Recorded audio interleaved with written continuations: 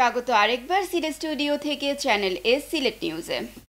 অর্থমন্ত্রী আবুল মাল আব্দুল মুহিত বলেছেন, ব্যাংকে জমা টাকার উপর থেকে আবগারি শুল্ক প্রত্যাহারের পরিকল্পনা নেই, তবে এ বিষয়টি নিয়ে জাতীয় সংসদে আলোচনা শেষে পাশ করা হবে। সিলেটের মদন মোহন কলেজে সম্প্রতি সরকারের নিকট হস্তান্তর প্রক্রিয়া অনুষ্ঠান শেষে সাংবাদিকদের প্রশ্নের জবাবে এসব কথা বলেন অর্থমন্ত্রী। এ সময় মন্ত্রী আরও বলেন, ব্যবসায় 15% ভ্যাট বাস্তবায়ন এবছর থেকেই হবে, এটা পেছানোর কোনো সুযোগ নেই। এর আগে সিলেটের মদন মোহন কলেজ সরকারিকরণ প্রক্রিয়ার অংশ হিসেবে কলেজের স্থাবর অস্থাবর সম্পত্তির ডিড অব গিফট এবং ঘোষণাপত্র দলিল নিবন্ধন শীর্ষক এক অনুষ্ঠানে অংশ নেন অর্থমন্ত্রী। এতে সভাপতির বক্তব্য দেন কলেজ গভর্নিং বডির সভাপতি অর্থমন্ত্রী আবুল মাল আব্দুল মুহিত। এ সময় অর্থমন্ত্রী বলেন, উচ্চশিক্ষা বিস্তারে মদন মোহন কলেজের ভূমিকা অনস্বীকার্য।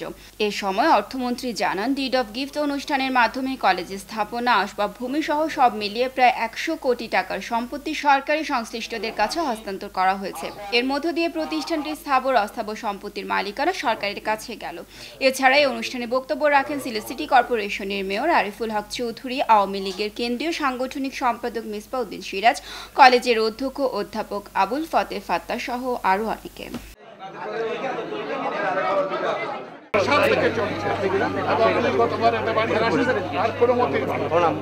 হাওর অঞ্চল বলে খ্যাত সুনামগঞ্জ জেলার অকাল বন্যায় ফসলহারা দুর্গত হাওর পাড়ে ক্ষতিগ্রস্ত মানুষের মুখে হাসি ফিরিয়ে আনার লক্ষ্যে মাহে রমজান উপলক্ষে 1 মাসের খাদ্য সামগ্রী নিয়ে সাহায্যের হাত বাড়িয়ে পাশে দাঁড়িয়েছে ক্যাপ ফাউন্ডেশন ইউকে। সম্প্রতি যুক্তরাজ্য থেকে আসা সংগঠনের একটি প্রতিনিধি দল সিলেট বিভাগের হবিগঞ্জ, মৌলভীবাজার, সিলেট ও সুনামগঞ্জ জেলার বিভিন্ন উপজেলার দুর্গত এলাকার ফসলহারা 1700 গরিব অসহায় পরিবারের মানুষের মাঝে রমজানের খাদ্য সামগ্রী বিতরণ করেন। আমাদের নিজস্ব প্রতিনিধি রাজউদ্দিনের তথ্য ও চিত্রে বিস্তারিত ডেস্ক রিপোর্টে। চলতি বছর অকাল বন্যায় সবচেয়ে বেশি ক্ষতিগ্রস্ত হয়েছেন সুনামগঞ্জের মানুষ, আর সে কারণেই মানবিক দিক বিবেচনায় সিলেটের অন্য 3টি জেলার চেয়ে সুনামগঞ্জ জেলায় বেশি বরাদ্দ নিশ্চিত করেন ক্যাপ ফাউন্ডেশন ইউকে নেতৃবৃন্দ। সম্প্রতি সুনামগঞ্জ সরকারি জুবিলি উচ্চ বিদ্যালয় মাঠে এই খাদ্য সামগ্রী বিতরণ করা হয়। বিদ্যালয়ের মাঠে সুনামগঞ্জের ফসলহারা অসহায় 650টি পরিবারের মাঝে 30 কেজি চাল, 5 কেজি ডাল, 5 কেজি আলু, 5 কেজি পেঁয়াজ, 5 লিটার তেল, 3 কেজি ছোলা, 2 কেজি খেজুর ও 2 কেজি লবণ সহ 57 কেজির খাদ্য সামগ্রীর প্যাকেজ প্রতিটি পরিবারের মাঝে বিতরণ করা হয়। প্রতিনিধি দলের সদস্যরা এসব দুর্গত মানুষের সাথে কথা বলেন। এসব ফসলহারা কৃষক ও গরিব মানুষের দুঃখ দুর্দশার কথা শুনে তারা সাধ্য অনুযায়ী সাহায্যের আশ্বাস দেন। বন্যায় দুর্গত সুনামগঞ্জ জেলার ক্ষতিগ্রস্ত ফসলহারা মানুষের দুঃসময়ে পাশে দাঁড়ানোয় মহৎ এই উদ্যোগটিকে সাধুবাদ ও তাদের প্রতি কৃতজ্ঞতা জানান স্থানীয় জনপ্রতিনিধিরা। আমাদের এই দুর্যোগ মুহূর্তে ক্যাপ ফাউন্ডেশন আমাদের রমজানের জন্য যে 1 মাসের খাদ্য সামগ্রী বিতরণ করতেছেন, এই জন্য আবারও ক্যাপ ফাউন্ডেশনকে আমি ধন্যবাদ জানাই। ক্যাপ ফাউন্ডেশনের মতো অন্য সংগঠনগুলো যদি এইভাবে আমার বন্যা দুর্গত এলাকার মানুষদের পাশে এসে সাহায্য করে। ক্যাপ ফাউন্ডেশনের কান্ট্রি ডিরেক্টর জানান, এবছর ক্যাপ ফাউন্ডেশন সুনামগঞ্জ জেলায় বিশেষ বরাদ্দ সহ সিলেট বিভাগের 4টি জেলায় ফসলহারা 1700 গরিব মানুষের মধ্যে রমজান উপলক্ষে খাদ্য সামগ্রী বিতরণ করেছে। আর এসবই সম্ভব হয়েছে ক্যাপ ফাউন্ডেশনের দানশীল ব্যক্তিবর্গের জন্য। এবং আমাদের বিশ্বাস, এই 57 কেজির প্যাকেজে একটি পরিবার সারা মাস, পুরো মাসটি তারা রোজা রেখে ইফতার সেহরি করে স্বাচ্ছন্দ্যবোধ খেতে পারবে। এদিকে ছাতকের লক্ষমসুম গ্রামের আলহাজ আসাব আলীর বাড়িতে এলাকার গরিব মানুষের মাঝেও খাদ্য সামগ্রী বিতরণ করা হয়। গরিব মানুষেরা এই অভাবের মধ্যে রমজানের 1 মাসের খাদ্য সামগ্রী পেয়ে খুশি হয়ে ক্যাপের দানশীল উদ্যোক্তাদের প্রতি কৃতজ্ঞতা জানিয়ে তাদের জন্য দোয়া করেন।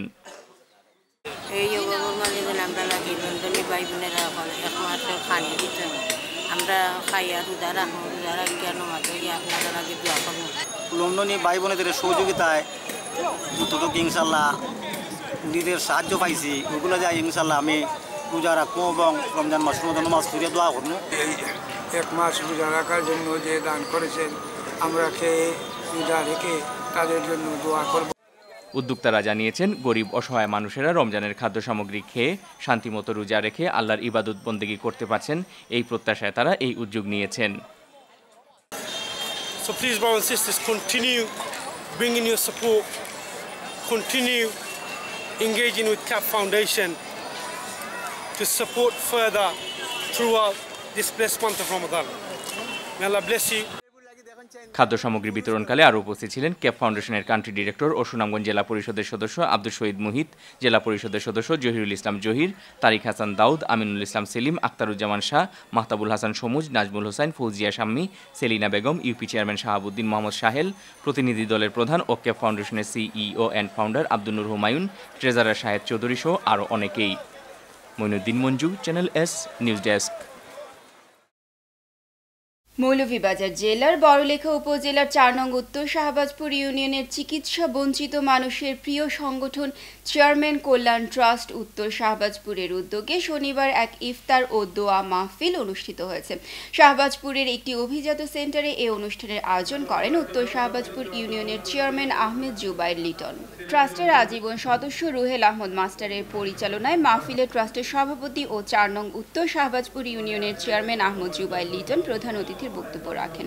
বিশেষ অতিথির বক্তব্য রাখেন শাহবাজপুর স্কুল অ্যান্ড কলেজের প্রধান শিক্ষক আব্দুল বাসিত, কুড়ারবাজার কলেজের অধ্যক্ষ আজিমউদ্দিন, জুরি সোনালী ব্যাংকের ম্যানেজার আব্দুল ওয়াহিদ, ইউপি সদস্য রফিক উদ্দিন, বদরুল ইসলাম, আজীবন সদস্য আব্দুল খালিক, জামাল উদ্দিন জমি, নজরুল ইসলাম চুনু, রফিক উদ্দিন আহমদ, জুবের আহমদ, আব্দুর রহমান সহ আরও অনেকে। এছাড়াও সাংবাদিক, বিভিন্ন রাজনৈতিক দলের নেতৃবৃন্দ, বিভিন্ন পেশাজীবী সংগঠনের নেতৃবৃন্দ সহ এলাকার গণ্যমান্য ব্যক্তিবর্গ উপস্থিত ছিলেন। উল্লেখ্য, চেয়ারম্যান কল্যাণ ট্রাস্ট গঠনের পর থেকে ট্রাস্টের নেতারা এলাকার গরিব, অসহায় ও সুবিধা বঞ্চিত মানুষের সেবা প্রদানের পাশাপাশি এলাকার দরিদ্র, বিভিন্ন জটিল রোগীদের স্বাস্থ্যসেবা প্রদানের লক্ষ্যে কাজ করে যাচ্ছেন। ইতোমধ্যে উত্তর শাহবাজপুর ইউনিয়নের অসংখ্য রোগী ট্রাস্টের সহায়তায় চিকিৎসা সেবা গ্রহণ করেছেন। বর্তমানে বেশ কয়েকজন রোগীকে স্বাস্থ্যসেবা প্রদানের উদ্যোগ গ্রহণ করেছেন ট্রাস্টের কর্মকর্তারা। তারা এই ট্রাস্টে সহযোগিতা করে সুবিধাবঞ্চিত মানুষের সেবায় এগিয়ে আসার জন্য প্রবাসী সহ সকলের প্রতি আহ্বান জানান। সুনামগঞ্জের হাওর এলাকার ফসলহারা সকল কৃষক পরিবারকে সরকারি ত্রাণ সহায়তা প্রদান ও চলমান ত্রাণ বিতরণে স্বচ্ছতা নিশ্চিত করার দাবিতে রোববার মানববন্ধন করেছেন টিআইবি স্বচ্ছতার জন্য নাগরিকের স্বজন সদস্যরা। সকাল 11:30টায় পৌর শহরের আলফা স্কয়ার এলাকায় এই মানববন্ধন হয়। এতে বিভিন্ন শ্রেণী ও পেশার লোকজন অংশ নেন।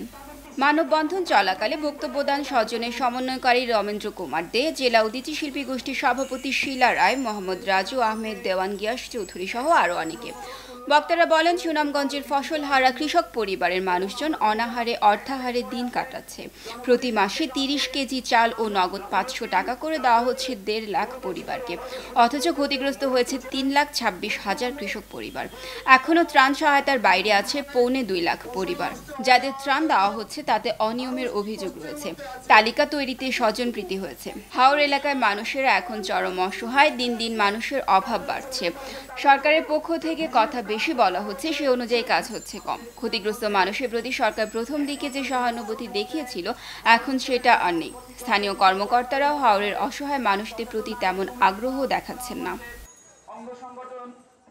ছাতকের কালারুকা ইউনিয়নের গড়গাঁও নিবাসী বিশিষ্ট সমাজসেবী ও সালিশ ব্যক্তিত্ব মরহুম আলহাজ ফখরুল ইসলাম তালুকদারের ৫ম মৃত্যুবার্ষিকী উপলক্ষে মিলাদ, দোয়া, ইফতার ও আলোচনা সভা অনুষ্ঠিত হয়েছে। মরহুম আলহাজ ফখরুল ইসলাম তালুকদারের ছেলে হাফিজ আব্দুল গনি তালুকদার উচ্চ বিদ্যালয়ের পরিচালনা কমিটির সভাপতি ও জেলা বিএনপি নেতা আশিকুর রহমান আশিক ও তার পরিবারবর্গের উদ্যোগে এই মিলাদ, দোয়া, ইফতার মাহফিলের আয়োজন করা হয়। তাজপুর হাফিজ আব্দুল গনি তালুকদার উচ্চ বিদ্যালয়ের হল রুমে ইফতার পূর্ব এক আলোচনা সভায় আশিকুর রহমান আশিকের সভাপতিত্বে অনুষ্ঠানে বক্তারা বলেন, মরহুম আলহাজ ফখরুল ইসলাম তালুকদার মৃত্যুর আগ পর্যন্ত মানুষের কল্যাণে কাজ করে যাওয়ায় তার সৎ কর্মের জন্য তিনি মানুষের মধ্যে আজীবন বেঁচে থাকবেন। অনুষ্ঠানে প্রধান অতিথির বক্তব্য রাখেন সুনামগঞ্জ জেলা বিএনপির নবনির্বাচিত সভাপতি সাবেক এমপি কলিম উদ্দিন আহমদ মিলন। বিশেষ অতিথির বক্তব্য রাখেন ছাতক উপজেলা পরিষদের সাবেক চেয়ারম্যান মিজানুর রহমান চৌধুরী, ছাতক পৌর বিএনপির আহ্বায়ক সৈয়দ তিতুমির, উপজেলা বিএনপির সভাপতি ফারুক আহমদ, অ্যাডভোকেট রেজাউল করিম, মাওলানা মুকসুসুর রহমান ও মরহুম আলহাজ ফখরুল ইসলাম তালুকদারের পুত্র তাবলিগ জামাতের আমির আশরাফ আহমদ তালুকদার। পরে মরহুম আলহাজ ফখরুল ইসলাম তালুকদার সহ সকল মুর্দেগানদের রুহের মাগফিরাত কামনা করে বিশেষ মোনাজাতের পর ইফতার মাহফিলের আয়োজন করা হয়। সবাই আমার দাওয়াতে এসেছে, আমি সবার কাছে কৃতজ্ঞ। আমি চাই সবার কাছে যে আমার বাবার জন্য সবাই দোয়া করবে। সিলেট নিউজ আজ এ পর্যন্তই। সিলেট বিভাগের প্রত্যন্ত অঞ্চলের খবর জানতে চোখ রাখুন চ্যানেল এস এর পর্দায়। এতক্ষণ আমাদের সাথে থাকার জন্য ধন্যবাদ। আল্লাহ হাফেজ।